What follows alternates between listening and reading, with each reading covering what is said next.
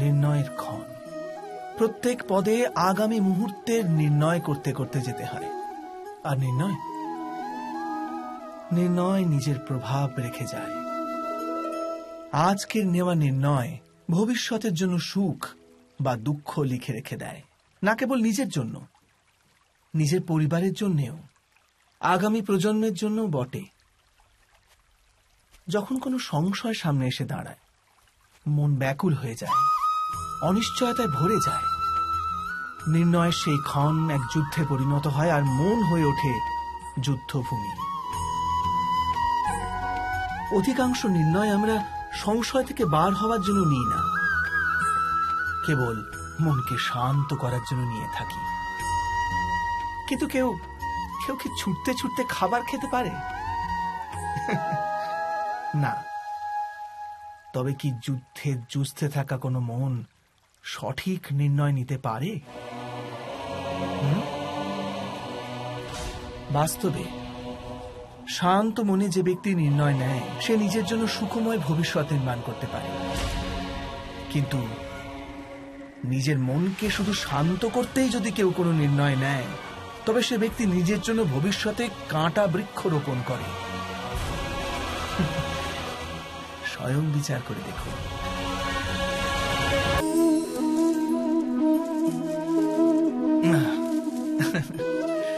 মানুষের সব সম্পর্কের আধার হলো প্রত্যাশা। পতি কেমন হবে? যে আমার জীবন সুখ আর সুবিধায় ভরে দেবে। পত্নী কেমন হবে? যে সর্বদা আমার প্রতি সমর্পিত থাকবে। সন্তান কেমন হবে? যে আমার সেবা করবে, আমার আদেশ মেনে চলবে।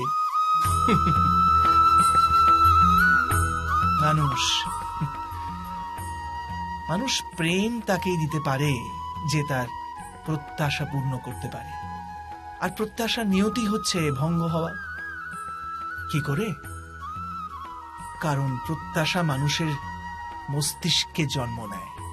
কোন অন্য ব্যক্তি তার প্রত্যাশার কথা জানতেই পারে না। পূর্ণ করার প্রবল ইচ্ছে থাকলেও কোনো মানুষ কারোর সকল প্রত্যাশা পূর্ণ করতে পারে না।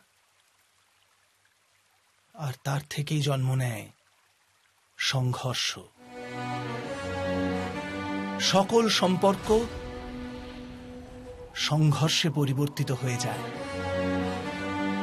কিন্তু মানুষ যদি প্রত্যাশাকে সম্পর্কের আধার না বানায়, আর স্বীকার করে যে কেবল সম্পর্কই মূল আধার, তবে কি জীবন আপনা থেকেই সুখ আর শান্তিতে ভরে যাবে না?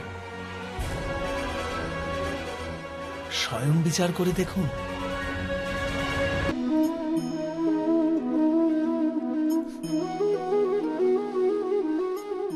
জগতে প্রত্যেক ব্যক্তির কোনো না কোনো দুর্বলতা অবশ্যই আছে।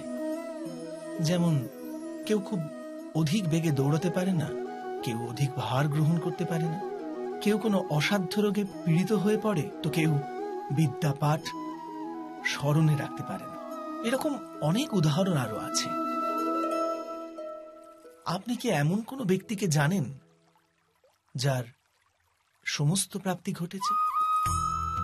কিন্তু আমরা জীবনের একটি দুর্বলতাকে জীবনের কেন্দ্র বানিয়ে ফেলি, যে কারণবশত হৃদয়ে দুঃখ আর অসন্তোষ ঘিরে থাকে সদা। দুর্বলতা মানুষ জন্ম থেকে অথবা কোনো দুর্ঘটনার মাধ্যমে প্রাপ্ত করে, কিন্তু দুর্বলতাকে মানুষের মন নিজের অক্ষমতা বানিয়ে ফেলে।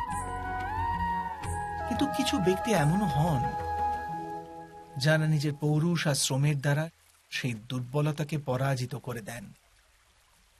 কি বিভেদ আছে এদের আর অন্য লোকেদের মধ্যে? আপনি কখনো এর বিচার করেছেন? অতি সরল উত্তর আছে এই প্রশ্নে।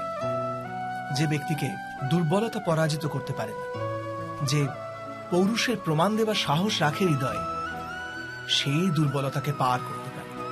অর্থাৎ দুর্বলতা তো ঈশ্বর প্রদান করে, কিন্তু নিজের সীমা তো মানুষ নিজেই নির্মিত করে। স্বয়ং বিচার করুন।